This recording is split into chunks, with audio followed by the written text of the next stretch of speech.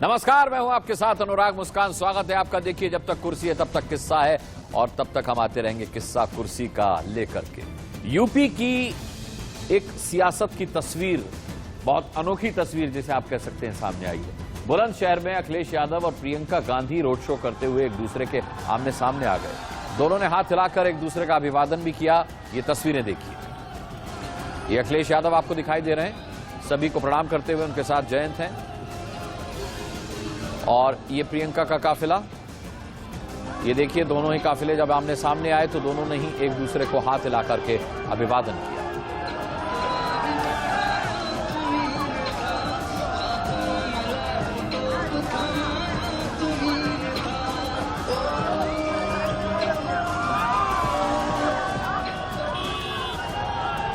ये देखिए, काफिला जब एक दूसरे को क्रॉस करता हुआ एक दूसरे के बराबर से गुजरे दोनों काफिले, और जब दोनों आमने सामने आए तो अखिलेश यादव प्रणाम करते हुए दिखाई दे रहे हैं और प्रियंका वेव करते हुए उन्हें अभिवादन कर रहे हैं।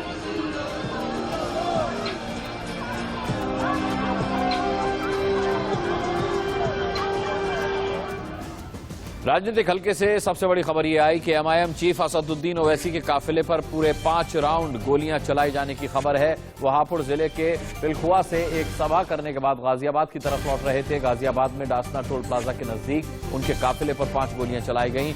उनकी कार में गोलियों के निशान भी देखे गए हैं। हालांकि घटना के बाद ओवैसी ने कहा है कि वो सुरक्षित है। एमआईएम चीफ असदुद्दीन ओवैसी के काफिले पर हमला, मेरठ से दिल्ली लौटते समय फायरिंग हुई है। उनके काफिले पर फायरिंग का आरोप है। गाड़ी पर 3 से 4 राउंड फायरिंग का आरोप लगाया गया है। आपको बता दें, शिजारसी टोल प्लाजा पर यह घटना हुई है। 3 से 4 लोगों ने यह हमला किया है। ओवैसी की गाड़ी पर बुलेट के निशान हैं और टायर उनका पंचर हुआ है गोली लगने से।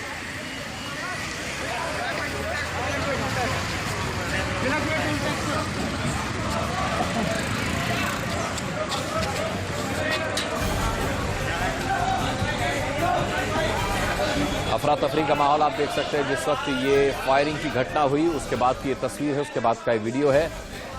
शिजारसी टोल प्लाजा पर यह घटना घटित हुई है। ओवैसी के काफिले पर फायरिंग, 3 से 4 राउंड गोली चलाने का आरोप लगाया गया है। कुछ देर पहले चिजारसी टोल गेट पर मेरी गाड़ी पर गोलियां चलाई गईं। 4 राउंड फायर हुए। 3-4 लोग थे, सबके सब भाग गए और हथियार वहीं छोड़ गए। मेरी गाड़ी पंचर हो गई, लेकिन मैं दूसरी गाड़ी में बैठकर वहां से निकल गया। हम सब महफूज हैं। ये असदुद्दीन ओवैसी का ट्वीट है।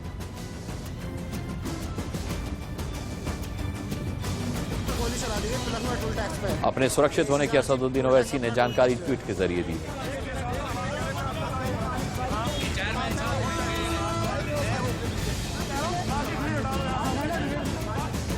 ओवैसी ने हमले की निंदा की है और योगी सरकार ने जांच की मांग की है। सुनते हैं ओवैसी की पहली प्रतिक्रिया इस हमले के बाद। इलेक्शन कमीशन ऑफ इंडिया से ये गुजारिश है कि इसकी इंडिपेंडेंट जांच करवाई जाए और ये कौन है लोग, किसका दिमाग है इसके पीछे और आखिर क्यों ये हमला हुआ, किसने ये कॉन्स्पिरेसी की, ये जानना बेहद जरूरी है।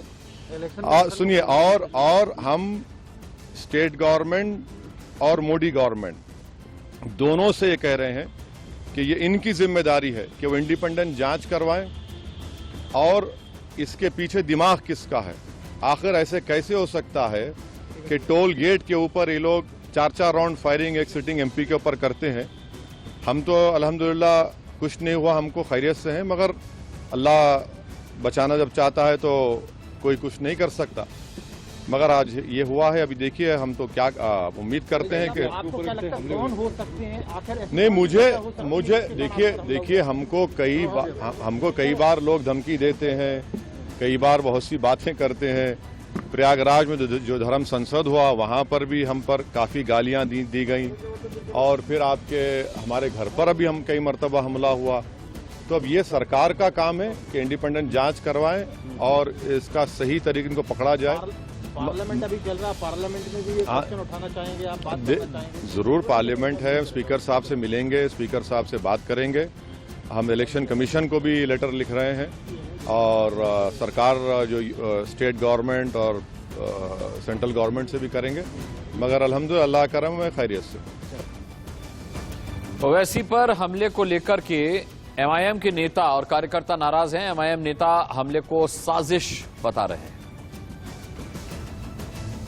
देखिए, आज असदुद्दीन अवैसी साहब उत्तर प्रदेश के अंदर जिस तरह से वो रोज़ जा रहे हैं प्रचार करने के लिए, पदयात्रा करते हैं, सभाएं लेते हैं, आज मेरठ के पास उनकी पदयात्रा भी थी, सभा भी थी, और वो लौटकर वापस जब आ रहे थे तो 3-4 लोगों ने अचानक उनकी गाड़ी के ऊपर फायरिंग किया। 3 से 4 राउंड फायरिंग की गई, और लेकिन लकीली किसी को कुछ हुआ नहीं। वहाँ पर हड़कंप मच गया और असदुद्दीन अवैसी साहब को किसी तरह से दूसरी गाड़ी के अंदर बिठाकर वहाँ से बाहर निकाल दिया गया है। जो लोगों ने हमला किया है वो लोगों ने हथियार वहीं पर डालकर गए हैं। इस अटैक के अंदर किसी को कोई जीवित हानि तो नहीं हुई है, लेकिन हम इस घटना की कड़ी निंदा करते हैं, क्योंकि ये पहली बार नहीं हुआ है कि असदुद्दीन अवैसी साहब के ऊपर इस तरह का हमला हुआ है। पुलिस आपको बता दें इस पूरे मामले की जांच कर रही है और एक आरोपी को हिरासत में भी लिया गया है, उससे पूछताछ जारी है। जो ओवैसी जी है उनका जो टारगेट यहाँ से जा रहा था उस पर 2 व्यक्तियों ने फायरिंग की है। कैमरा ऊपर करिए, ऊपर, क्योंकि यहाँ पे हमारी पुलिस जो है वो चेकिंग कर रही थी। यहाँ पे हमारी इलेक्शन के दृष्टिगत एक चेक पोस्ट भी बना हुआ है।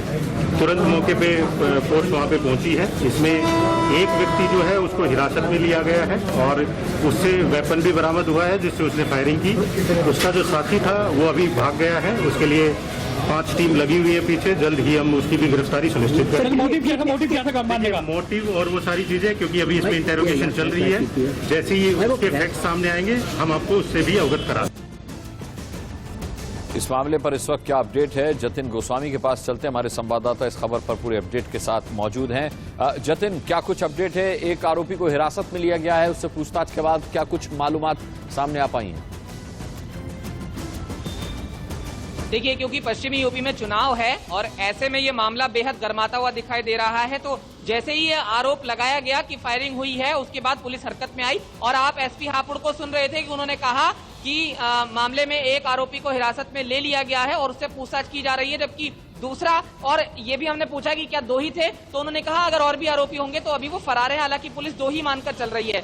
कुल मिलाकर शाम के समय ये पूरा मामला सामने आया जब ओवैसी मेरठ से लौट रहे थे और छिजारसी टोल प्लाजा जो हापुड़ जिले में लगता है, पिलखुआ के पास है, और यहाँ पर गाड़ी की रफ्तार थोड़ी धीमी हुई, जिसके बाद उनकी गाड़ी पर गोली चलाई गई, जिसको ट्वीट करके उन्होंने जानकारी भी दी कि पंचर भी हो गया है गाड़ी में। उसके बाद कार्यकर्ता मौके पर पहुंचे और हंगामा प्रदर्शन किया है, जिनको शांत करने में भी पुलिस को काफी मशक्कत करनी पड़ी है। तो ऐसे में पश्चिम यूपी के चुनाव के दौरान इस तरह का हमला जाहिर है राजनीतिक गलियारों के लिए एक सरगर्मी पैदा कर देने वाला है। जी जतिन, खुद ओवैसी और उनके समर्थक ये मानते हैं कि ये राजनीतिक साजिश है। उत्तर प्रदेश सरकार की तरफ से इस पर कुछ कहा गया? देखिए, अभी जो पुलिस है उनकी तरफ से बयान आया है, अभी सरकार की तरफ से बयान आना बाकी है। और पुलिस ये कह रही है कि पूरे मामले की जांच पड़ताल की जा रही है। बिल्कुल आप सही कह रहे हैं। लगातार जो AIMIM के नेता हैं वो अपना बयान जारी कर रहे हैं और वो इसे एक साजिश बता रहे हैं। बल्कि एक प्रत्याशी जो मौके पर पहुंचे थे उन्होंने यहां तक कह दिया कि जो बाकी पार्टियां हैं वो डर गई हैं। एक पर्टिकुलर पार्टी पर भी उन्होंने आरोप लगाते हुए कहा कि वो पार्टी डर गई है और इस वजह से ये हमला कराया गया है। और उनका ये भी कहना था कि अगर डर गई है तो हम अपने सभी प्रत्याशी वापस ले लेते हैं। तो इस तरह की बातें अब जो राजनीतिक बयानबाजी है वो AIMIM की तरफ से शुरू हो गई है। हालांकि पुलिस ये कह रही है कि तमाम चीजें जांच का विषय है और जांच के बाद पूरी तस्वीर सामने रखी जाएगी। जी जतिन, ये हमला इस चुनावी माहौल में इसलिए भी बहुत अहम माना जाना चाहिए क्योंकि आज ही उत्तर प्रदेश के मुख्यमंत्री योगी आदित्यनाथ ने कहा है कि अपराधी अब घर से निकलने में डरते हैं। और देखिए, अपराधी घर से निकल करके 3 से 4 राउंड फायरिंग भी कर रहे हैं। बहुत बहुत धन्यवाद जतिन गोस्वामी, अपडेट आपसे लेते रहेंगे आगे। फिलहाल आगे बढ़ते हैं। देखिए, चुनाव नजदीक आते ही यूपी में सियासी सरगर्मियां तेज हो गई हैं। बीजेपी ने दिग्गजों को चुनावी अखाड़े में उतारा है, वहीं एसपी और बीएसपी ने भी मोर्चा खोल रखा है। अमित शाह ने बुलंदशहर में अखिलेश यादव पर निशाना साधते हुए कहा कि जो पिता की नहीं सुनता वो जयंत चौधरी की क्या सुनेगा। तो अखिलेश ने पलटवार करते हुए कहा कि जनता इस बार बदलाव चाहती है, इसीलिए बीजेपी बौखला गई है। इतना ही नहीं, सिकंदराबाद में कांग्रेस महासचिव प्रियंका गांधी योगी सरकार को निशाने पर लिया उन्होंने और विकास के मुद्दे पर चुनाव लड़ने की उन्हें सलाह दे डाली। अब देखिए, बुलंदशहर के जहांगीराबाद में अमित शाह ने जनसभा को संबोधित किया। पार्टी प्रत्याशी के समर्थन में वोट करने की अपील के साथ ही उन्होंने विपक्ष पर जमकर हमला बोला। अमित शाह ने कहा कि जो अपने पिता और चाचा की नहीं सुनता वो जयंत की क्या सुनेगा। अमित शाह ने कहा कि पिछले विधानसभा चुनाव में मैंने कहा था कि पश्चिमी यूपी दंगाइयों से परेशान है। सरकार में आते ही योगी ने इसका समाधान किया। उसका समर्थन कर रहे थे। मनमोहन सिंह प्रधानमंत्री थे, पर्दे के पीछे से सोनिया गांधी चला रही थी। मालूम है ना? मालूम है या नहीं है? उस वक्त क्या होता था भाई? दिवाली वालों आए दिन पाकिस्तान से आलिया मालिया जमालिया घुस जाते थे, हमारे जवानों के सर काट कर लिए। और यहां दिल्ली में किसी के सर पर छू अखिलेश और बहन मायावती बीजेपी साथ में उनको डर था कि हमारी वोट बैंक चली जाएगी। वोट बैंक करते हैं और हमारे जयंत जी को साथ में बिठाया है। देखा था ना जयंत चौधरी जी को बिठाया था, दिखाए। हमें जयंत चौधरी जी को ऐसा है, सरकार तो बननी ही नहीं, ये समझ कर चलना नहीं बननी है। अगर जयंत चौधरी जी के मन में है कि सरकार बनेगी तो अखिलेश बाबू उनकी सुनेंगे। अरे जयंत बाबू इस मुगालते में हो जो अपने पिताजी और चाचा जी की नहीं सुनता, वो आपकी क्या सुनेगा भाई? देखो, अगर गलती कर दी, बननी नहीं है सरकार, मगर सपा की सरकार बन गई तो दूसरे दिन जयंत बाबू चले जाएंगे और आजम खान जेल से निकलकर वहां बैठ जाएंगे। और इस वक्त की अहम खबर भी आपको इसी के साथ बता दें, अमित शाह ने अखिलेश यादव पर निशाना साधा है, तो अखिलेश यादव ने बिना देर किए बुलंदशहर से बीजेपी पर पलटवार भी कर दिया। अखिलेश ने कहा कि बीजेपी ने किसानों को धोखा दिया है, लोग परेशान हैं और वो अब बदलाव चाहते हैं। हमारे किसान दुखी हैं कि इस बजट में भी उनके साथ धोखा हो गया। ये बजट तो ऐसा आया है कि गरीब को महसूस ही नहीं हो रहा कि कोई बजट आया है, और सरकार कह रही कि अमृत बजट है। अगर ये अमृत बजट है तो इससे पहले क्या सब जहर वाले बजट थे? अगर ये अमृत बजट है भारतीय जनता पार्टी का, तो पिछले जितने भी बजट थे वो जहर वाले बजट थे क्या? चलिए, इस वक्त की एक और अहम खबर आपको बता दें, उत्तर प्रदेश में होने वाले विधानसभा चुनाव से पहले मुख्यमंत्री योगी आदित्यनाथ अपना रिपोर्ट कार्ड पेश कर चुके हैं और अपनी सरकार की 5 साल की उपलब्धियां उन्होंने गिनाई। इस दौरान बीजेपी ने यूपी चुनाव के लिए पार्टी का थीम सॉन्ग यूपी में योगी रिलीज किया और यूपी सरकार के 5 साल के कामकाज को प्रस्तुत करती हुई फिल्म भी यहां दिखाई गई।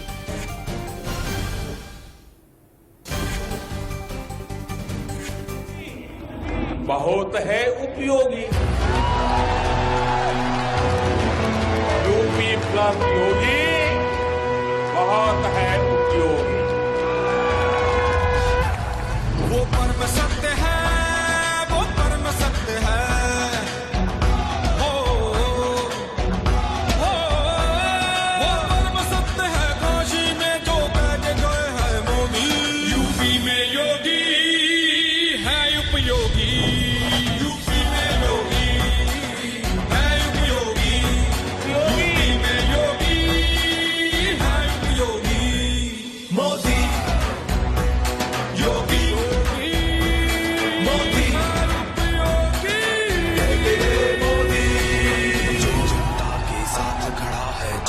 उसके साथ है, एक हाथ में शास्त्र है जिसके शस्त्र दूजे हाथ में जीता है, जीता है।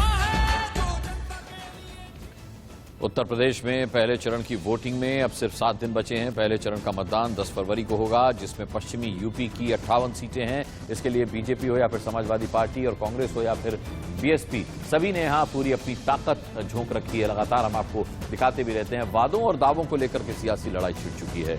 यूपी के मुख्यमंत्री योगी आदित्यनाथ ने आज अपनी सरकार के 5 साल के रिपोर्ट कार्ड को पेश करते हुए दावा किया कि यूपी में जो पिछले 70 सालों में नहीं हुआ वो उनकी सरकार ने 5 साल में करके दिखा दिया है।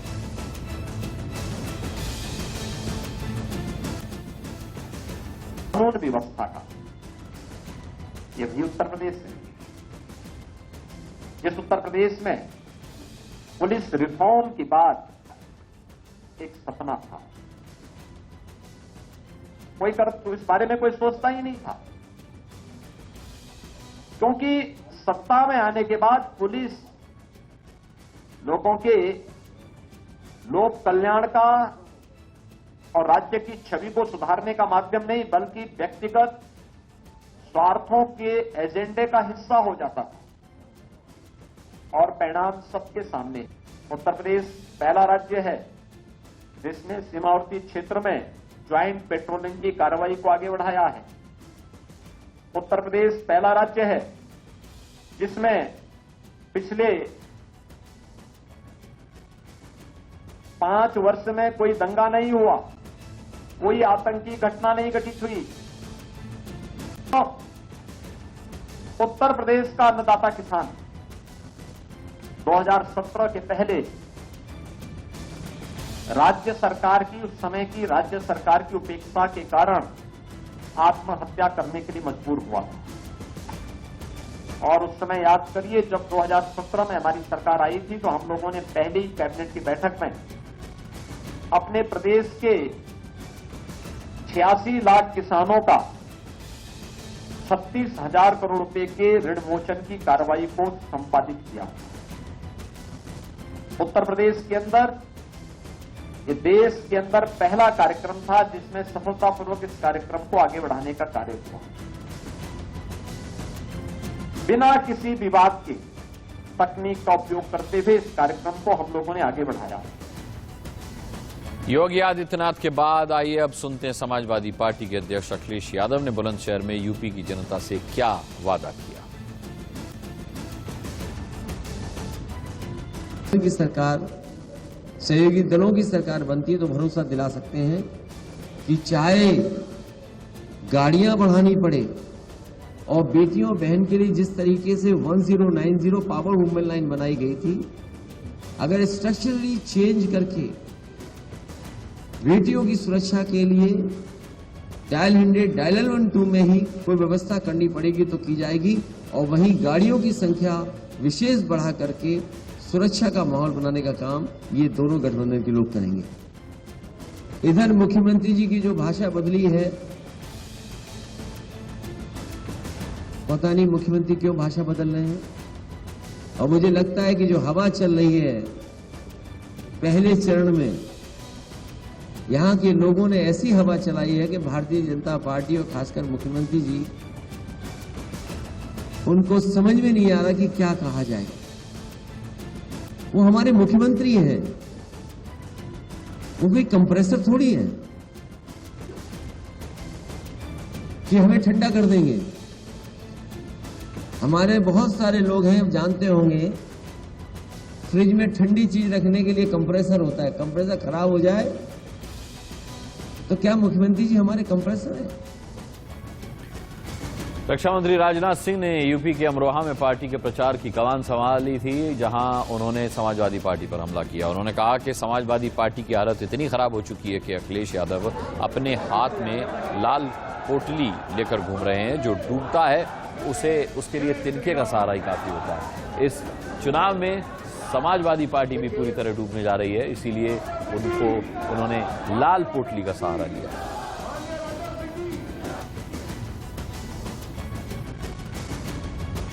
खराब हो चुके हैं, कितने बदतर हो चुके हैं। अब वह लाल पोटली हाथ में लेकर घूम रहे हैं। लाल पोटली, बहनों भाइयों, जो डूबता होता है उसके लिए तो तिनके का ही सहारा काफी होता है। अब समाजवादी पार्टी भी इस बार के चुनाव में पूरी तरह से डूबने जा रही है, इसलिए अब उन्होंने लाल पोटली का सहारा ले लिया। डिप्टी सीएम केशव प्रसाद मौर्य ने गुरुवार को सिराथू विधानसभा सीट से अपना नामांकन पत्र दाखिल किया। इस दौरान मंझनपुर स्थित कलेक्ट्रेट में काफी गहमा गहमी का माहौल रहा। केशव प्रसाद मौर्य के साथ सिराथू के निवर्तमान विधायक लाल बहादुर के अलावा भाजपा जिला अध्यक्ष अनीता मौजूद रहीं। सिराथू से बीजेपी प्रत्याशी प्रदेश के उप मुख्यमंत्री केशव प्रसाद मौर्य ने आज तकरीबन 12:30 बजे अपना नामांकन पत्र दाखिल किया।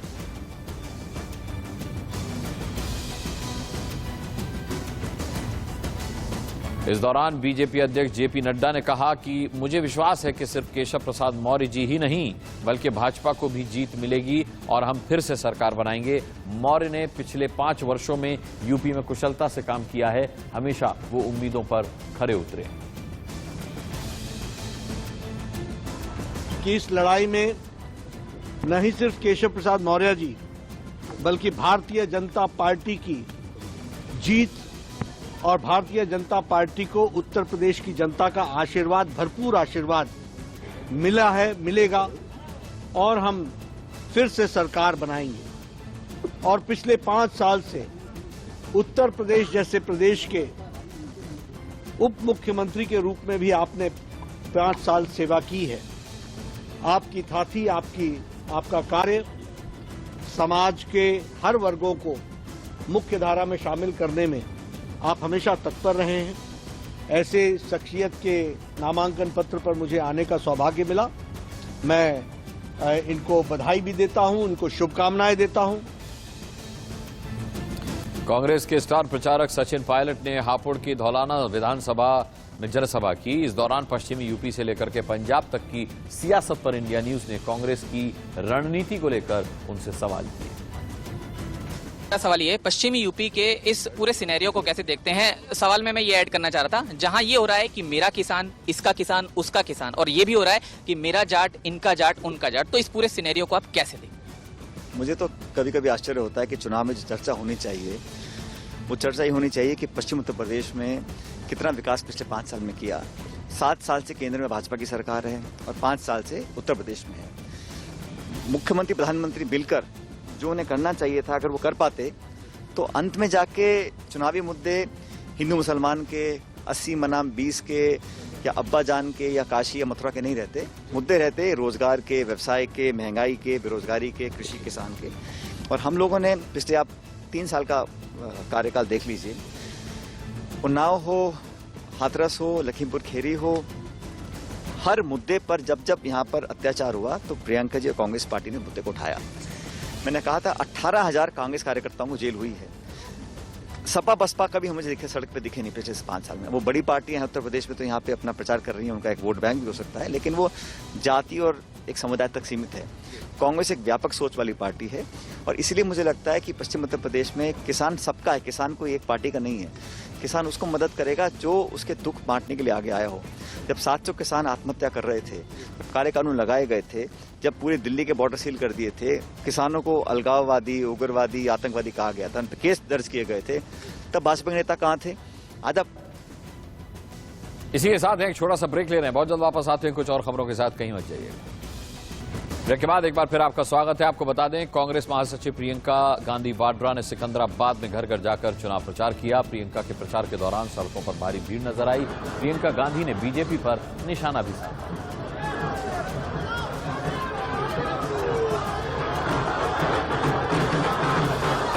इसके अलावा कांग्रेस महासचिव प्रियंका गांधी यूपी के बुलंदशहर पहुंची, जहां उन्होंने पीड़ित परिजनों से मुलाकात की। मुलाकात के बाद प्रियंका ने पुलिस और प्रशासन पर गंभीर आरोप भी लगाए। पिछले महीने 21 तारीख को बुलंदशहर जिले में किशोरी की हत्या का मामला सामने आया था। परिजनों का आरोप है कि किशोरी की गैंगरेप के बाद हत्या की गई, जबकि पुलिस केवल हत्या की बात कह रही है। इस मामले को लेकर के विपक्षी नेता लगातार सरकार पर निशाना भी साध रहे हैं।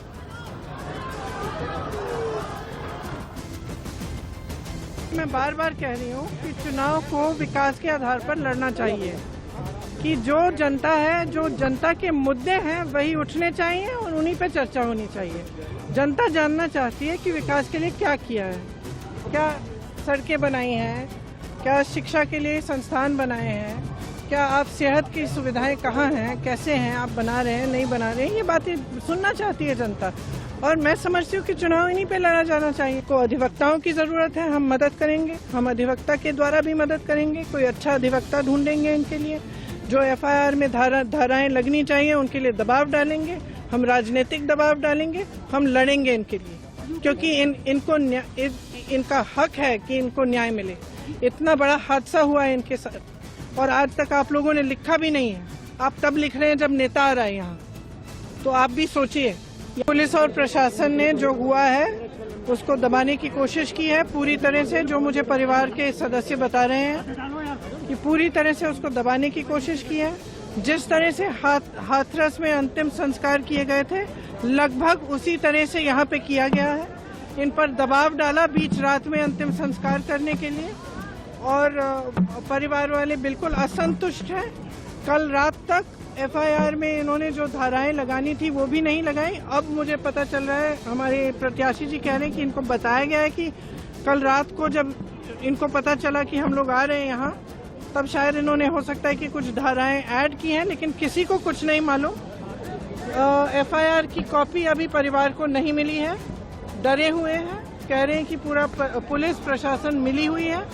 और एक यहाँ के कोई अनिल शर्मा जी जो हैं, उनका बार बार लगातार फोन आ रहा था पुलिस को जिस समय ये सारा हुआ, तो उनको शक है कि शायद उनका कुछ इसमें इन्वॉल्वमेंट है किसी स्तर पर और इसको दबाया जा रहा है पूरे मामले को। बुलंदशहर की घटना पर अखिलेश यादव ने भी दुख जताया है और कड़ी कार्रवाई की मांग की है। सुनिए। दुख है इस बात का कि एक बहन के साथ ऐसी घटना हुई है और बुलंदशहर की पुलिस को जो दोषी उन्हें पकड़ना चाहिए, कड़ी कार्रवाई करना चाहिए। आज सरकार के ऊपर प्रश्न है, सरकार कहाँ है जब सरकार कह रही है कि जीरो टॉलरेंस है। जीरो टॉलरेंस वाली सरकार में एक बहन के साथ इतनी जघन्य घटना हो जाए, ये बहुत दुख की बात है।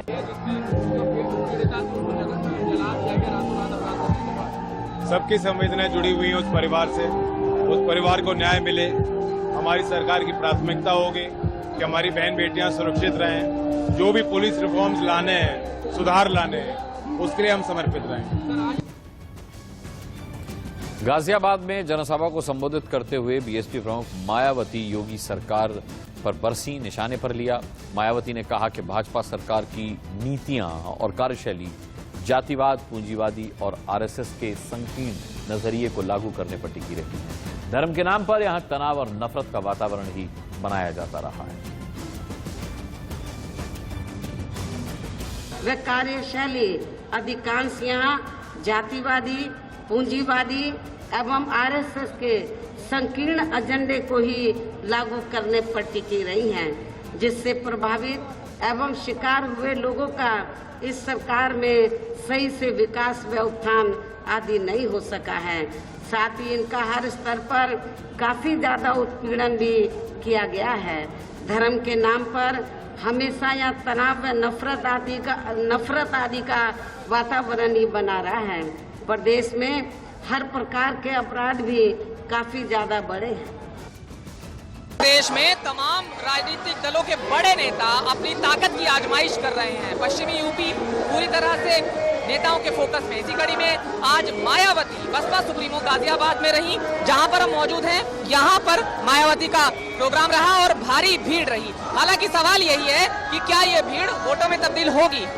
मायावती ने अपने करीब पौने घंटे के भाषण में सभी राजनीतिक पार्टियों पर निशाना साधा।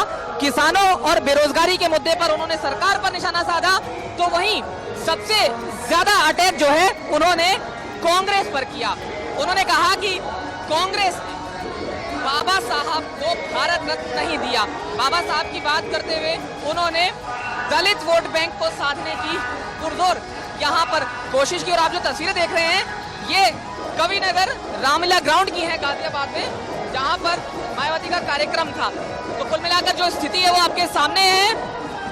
देखना ही होगा कि जिस तरह से तमाम राजनीतिक दल मैदान में उतर रहे हैं और उनके दिग्गज अपनी ताकत की आजमाइश कर रहे हैं, किस पार्टी को वो नेता वोट दिलवा पाते हैं। भाजपा के राष्ट्रीय महासचिव और पंजाब के प्रभारी दुष्यंत गौतम ने कहा है कि पंजाब में प्रधानमंत्री नरेंद्र मोदी और केंद्रीय गृह मंत्री अमित शाह की रैलियां शुरू होंगी। ज्यादा जानकारी हम अपने संवाददाता संजय शर्मा से लेते हैं।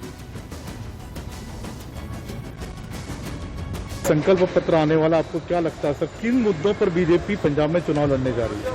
देखिए, पंजाब के अंदर हमने मेन मुख्य 10-11 बंधुओं को लेकर हम चल रहे हैं, जिसमें पंजाब की सुरक्षा भी है। और पंजाब में जिस प्रकार से आज हम देख रहे हैं कि युवा वर्ग विहीन पंजाब हो गया है, जितने भी प्रतिभावान घर हैं, सदन संपन्न घर हैं, वो किस प्रकार से अपने बच्चों को वहाँ से बुराइयों से बचाते हुए बाहर भेजने का काम कर रहे हैं। और अनेक युवा ड्रग्स के कारण बहुत से परिवार बिना युवाओं के हो गए हैं। जैसा वातावरण वहाँ पे बना हुआ है, वातावरण हम सबको अनुकूल बना सकें। व्यापारी बाहर जा रहे हैं, व्यापार नहीं बढ़ रहा वहाँ पर।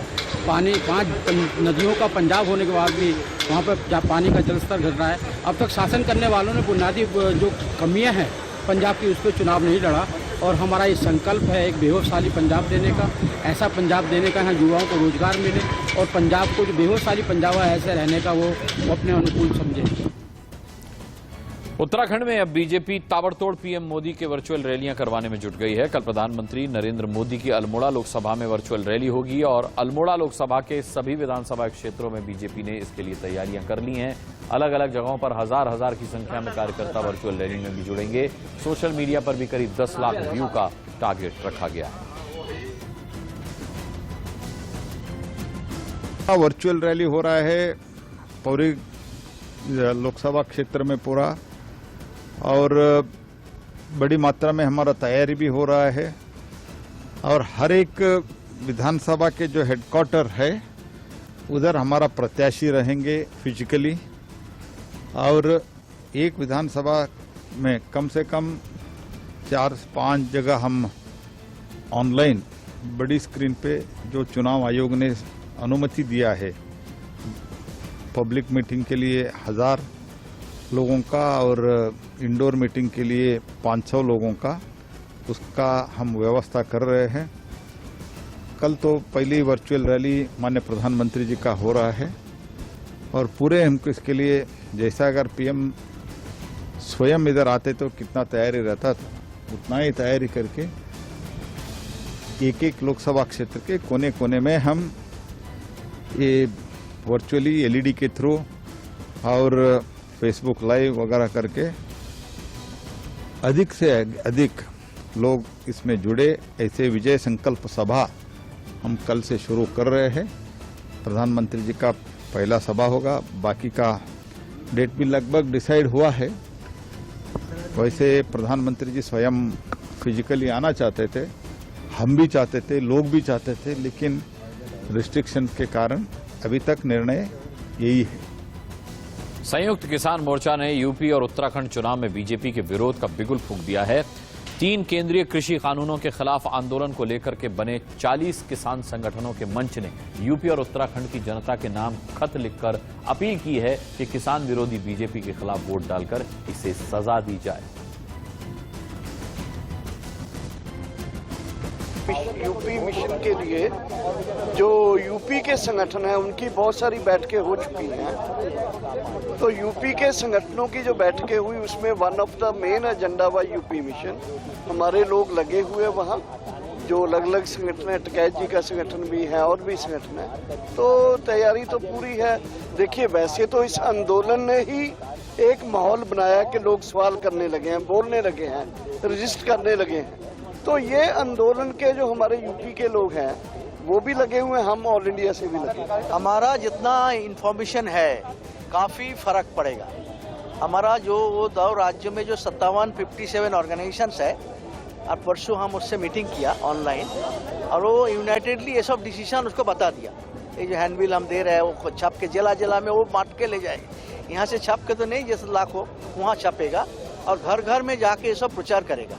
और अपना तरीका से वो संगठन ने प्रेस कॉन्फ्रेंस भी करेगा, कैंपेन भी करेंगे, और वो कोई मीटिंग करेंगे तो हम 7 मेंबर को किसी को भी इनवाइट करेंगे, हम तय किया है, हम वहाँ जाएंगे। अब 10 जो 9 प्रेस कॉन्फ्रेंस करेंगे, ये हमारा सेंट्रल प्रोग्राम होगा। वो राज्य का प्रोग्राम राज्य करेगा। हम 9 प्रेस कॉन्फ्रेंस करेंगे, जो मेरठ से शुरू करेंगे 6 तारीख, और 9 बड़े बड़े शहर में हम 7 लीडर जाके एक सेंट्रल प्रेस कॉन्फ्रेंस करेंगे, जिसके वजह से हमारा एसकेएम के बातें पूरा यूपी में फैल जाए। यूपी उत्तराखंड का मिशन तो हो गया, पंजाब नहीं हुआ। कहा क्या कुछ कमी रह गई थी? क्या किसान संगठनों से अभी भी हमदर्दी है? पंजाब में बीजेपी तो कहीं पे है ही नहीं, उसके लिए तो मतलब बीजेपी के विरुद्ध मिशन चलाना तो लगभग मत अपना समय वेस्ट करना। आपके संगठन भी वहाँ चुनाव लड़ रहे हैं जो आपसे अब अलग हो गए। संयुक्त किसान मोर्चा पंजाब में कोई चुनाव नहीं लड़ रहा और संयुक्त समाज मोर्चा के नाम से जो हमारे कुछ पुराने साथी लड़ रहे हैं उनसे संयुक्त किसान मोर्चा का कोई संबंध नहीं है। हम बिल्कुल इस बात को स्पष्ट कर चुके हैं। इसलिए हमारा फोकस इस वक्त उत्तर प्रदेश की सरकार, जो कि घोर किसान विरोधी सरकार रही है, ये हमने एक पुस्तिका निकाली है योगी राज में किसान की दुर्दशा, किसान को क्या वायदे किए थे और क्या वास्तव में मिला है उसका कच्चा चिट्ठा है। और इसलिए हम ये एक अपील लेके उत्तर प्रदेश के तमाम किसानों के पास जा रहे हैं, उनको ये कहते हुए कि इस किसान विरोधी भारतीय जनता पार्टी को सजा दें। कि क्या कुछ मिशन यूपी उत्तराखंड लॉन्च किया गया है जो संयुक्त किसान मोर्चा द्वारा, उस पर हम बात करते हैं और जानते हैं कि क्या कुछ संयुक्त किसान मोर्चा का मत है, राकेश टिकैत का मत है। राकेश टिकैत हमारे साथ है। सर, क्या कुछ रहेगा जो आपका मत है संयुक्त किसान मोर्चा द्वारा? ये रहेंगे कि घूमता हुआ सांड और फसलों के दाम, इन दो चीजों पे जरूर क्वेश्चन गांव के लोग करेंगे। सर, आप लगातार यूपी घूम रहे हैं, हम कई जगह देख रहे हैं, आपके प्लांट भी आते हैं, क्या कुछ रुझान मिल रहा है लोगों का? कई जगह भाजपा के नेताओं का विरोध भी हमें देखने को मिल रहा है। हाँ, वे उनसे बातचीत करते होंगे, वे उन्हें मिलते नहीं होंगे, उनके सवालों का जवाब नहीं देते। भाई, सवाल का जवाब देना चाहिए उन्हें। नहीं, हम तो मीटिंग करेंगे, पर्चा देंगे, पर्चा घर घर तक पर्चा पहुंचे और जो नेता आवे उससे उस पर्चे के हिसाब से सवाल जवाब करें। पर्चा तो अमित शाह भी बांट रहे हैं। हाँ, तो उन्हीं से क्या हमने भी। उत्तराखंड प्रदेश में विधानसभा 2022 के चुनाव चल रहे हैं। प्रदेश में इस बार बीजेपी और कांग्रेस पार्टी के साथ साथ आम आदमी पार्टी भी दमखम के साथ चुनाव लड़ रही है। जनता का इस बार किस पार्टी की सरकार बनाने का मूड है, इस पर इंडिया न्यूज संवाददाता धर्मेंद्र चौधरी ने हरिद्वार बस अड्डे से ऋषिकेश जाने वाली हरिद्वार डिपो की बस में यात्रियों से खास बातचीत की। जय हो में आपका स्वागत है। इस समय हम मौजूद हैं हरिद्वार के बस अड्डे पर। यह हरिद्वार का बस अड्डा है। आप देख सकते हैं जैसा कि उत्तराखंड में चुनाव चल रहे हैं और चुनाव में इस बार कौन सी पार्टी की जय जयकार होने वाली है, इसी जानने के लिए आज हम बस में सफर करेंगे और यात्रियों से जानेंगे कि क्या इस बार जनता का मूड है। इस बार चुनाव में किसकी जय होने वाली है? सब लोग जानते हैं किसकी जय होने वाली है। ये बस है हरिद्वार डिपो की जो ऋषिकेश जा रही है। आप देख सकते हैं कि बस में काफ़ी यात्री यहाँ पर भरे हुए हैं और प्रदेश में चुनाव चल रहे हैं और चुनाव में इस बार किस पार्टी की जय जयकार होने वाली है, कौन प्रत्याशी जीतने वाले हैं, इसी बात करने के लिए यहाँ पर इस बस में हम मौजूद हैं और यात्रियों से बात करेंगे कि क्या माहौल इस बार चुनाव में देखते हैं। आइए कुछ यात्रियों से बात करते हैं। सर, कहाँ जा रहे हैं? हम ऋषिकेश जा रहे हैं। कहाँ के रहने वाले हैं? हम बिहार के रहने वाले हैं। जैसे कि इस समय प्रदेश में चुनाव चल रहे हैं, क्या माहौल दिखाई दे रहा है इस बार चुनाव में? माहौल बीजेपी का है, बीजेपी की सरकार बनेगी और योगी जी मुख्यमंत्री होंगे। कांग्रेस का कोई माहौल नहीं दिखाई दे रहा? कांग्रेस का माहौल मेरे हिसाब से तो बिल्कुल ही नहीं है और ना आएगी। डेली आप यात्रियों को लेके जाते हैं, क्या माहौल, क्या चर्चा है आजकल चुनाव को लेकर? चुनाव में तो चर्चा यही है कि सरकार किसी की बनो, देखो फायदा तो जनता को कुछ आ नहीं। भाई ये है कि थोड़ा अपना सेफ्टी सुरक्षा मिल जाए जनता को, यही बहुत है। उत्तराखंड में क्या लग रहा है, किसकी बनेगी सरकार? बीजेपी की बनेगी, बीजेपी का माहौल है। आम आदमी पार्टी भी है इस बार मैदान में? आम आदमी पार्टी का कोई वो नहीं है, ना कांग्रेस का लग रहा, लेकिन थोड़ा कांग्रेस टक्कर दे सकती है, लेकिन सरकार बीजेपी की बनेगी। चालक थे कहना है उनका कि कांग्रेस कहीं ना कहीं मुकाबले में दिखाई दे रही है, लेकिन जो सरकार बनेगी वो बीजेपी की सरकार बनेगी। सर, आप कहाँ जा रहे हैं? आप कहाँ जा रहे हैं? ये कुछ युवा हैं जो अपने मुद्दे या अपनी बात नहीं कहना चाह रहे हैं। भैया, आप कहाँ जा रहे हैं? बस साथ में ऋषिकेश जा रहे थे घूमने, दर्शन करने जा रहे हैं। सरकार किसी के काम अच्छा होना चाहिए बस। अभी बस में ही यहाँ वरिष्ठ पत्रकार हैं आशीष मिश्रा जी। मिश्रा जी, कहाँ का सफर कर रहे हैं? जी, मैं ऋषिकेश जा रहा हूँ इस समय। आप भली बात ही जानते हैं, हरिद्वार में आप रिपोर्टिंग भी करते हैं, चुनाव चल रहे हैं, क्या माहौल है, किस पार्टी का, क्या देखते हैं? आज ही देखिए, बिल्कुल चूंकि जिस तरह उत्तराखंड की बात करते हैं, यहाँ पर बदलाव का रहता है, हमेशा एक बदलाव का ट्रेंड है। तो चूंकि भाजपा की सरकार थी तो कहीं ना कहीं ये बात कही जरूर जा रही कांग्रेस की, लेकिन जो मुद्दे हैं फिलहाल कोरोना ने सब कुछ बेकार कर रखा है और कोरोना इतना बड़ा मुद्दा है। कोरोना की वजह से जिस तरह बेरोजगारी छाई है, खासकर पहाड़ों पे लोगों ने पलायन करा है, मैदानी क्षेत्रों में पूरा ट्रेवल्स का व्यवसाय हो, क्योंकि पर्यटन प्रदेश है, हरिद्वार ऋषिकेश हमारे जो है पूरी तरह से पर्यटन पर आधारित जगह है, पर्यटक आया नहीं, लोग परेशान हैं, तो कहीं ना कहीं एंटी इनकम्बेंसी कही जा सकती है। लेकिन अभी भी चूंकि चुनाव में थोड़ा समय है तो लग रहा है कि दोनों पार्टियां भी पूरी कोशिश करेंगी।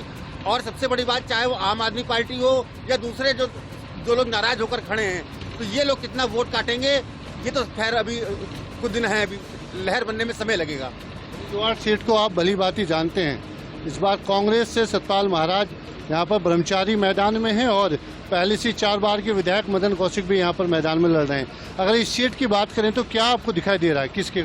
अजी देखिए, बिल्कुल चूंकि सतपाल ब्रह्मचारी संत समाज से आते हैं और चूंकि हरिद्वार संत बाहुल्य जगह है, तो कहीं ना कहीं संत बाहुल होने के इनका फायदा जरूर मिलेगा।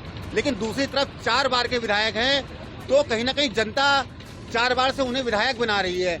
लिहाजा ये देखने वाली बात होगी कि कहीं उनसे लोग कोई एंटी इनकम्बेंसी तो उनके विरुद्ध नहीं हो गई है, और जो एंटी इनकम्बेंसी पैदा हुई है, और खासकर जिस तरह आम आदमी पार्टी 20 बार मैदान में है और उधर संत समाज है, तो ये लोग मिलकर इनका कितना नुकसान करेंगे। क्या चुनाव में क्या लग रहा है? जो हम पब्लिक करेगी तो हम उनके साथ हैं, जो करेगी तो उनके साथ हैं। चुनाव चल रहे हैं, इस बार क्या माहौल लग रहा है चुनाव? देखते हैं, जनता तो बोलती है, जैसे सतपाल महाराज जी खड़े हैं तो इस बार बदलाव चाहती है दुनिया, जनता बदलाव चाहती है, ठीक है, तो इसलिए साथ कोई कांग्रेस पार्टी। पहली बार आम आदमी पार्टी भी मैदान में है, कांग्रेस भी है, बीजेपी भी है, किसकी जय जयकार देख रहे हैं? जयकार तो उन्हीं की चल रही है जिनकी सरकार है फिलहाल, तो देखो है नहीं, जिसकी आएगी फिर उसकी जय जयकार होगी, सीधी बात ये है। चुनाव में किसकी होगी? फिलहाल तो सरकार जिसकी चल रही है उसी की जय जयकार है। किसे वोट की, आप किसे वोट देंगे? कांग्रेस जी सर। किसकी इस बार जयकार होगी? कुछ पार्टी जयकार तो दिलदार तो जी, बाल तो इसकी चल रही ज्यादा तो कमल की, जनता कांग्रेस की, और क्या। प्रदेश में चुनाव चल रहा है, इस बार संतों का आशीर्वाद किसे मिलने वाला है? वो बीजेपी होगा, और एक बार तो आने चाहिए बीजेपी, लोगों को पता चले कि और क्या क्या काम होने वाला है, तो बीजेपी जरूर है ना। अब बीजेपी आएगी तो जो जिनके दिमाग में ये बेटा है, गलतफहमी बैठी है, वो भी दूर हो जाएगी। चुनाव में क्या चल रहा है माता जी इस बार? अब जो भी चलेगा, हम तो कमल का फूल वाले हैं। हम हमेशा कहते हैं कि जब तक कुर्सी है तब तक किस्सा कुर्सी का रहेगा। कल शाम 7 बजे फिर किस्सा कुर्सी का लेकर हाजिर होंगे, तब तक के लिए इजाजत दीजिए, नमस्कार।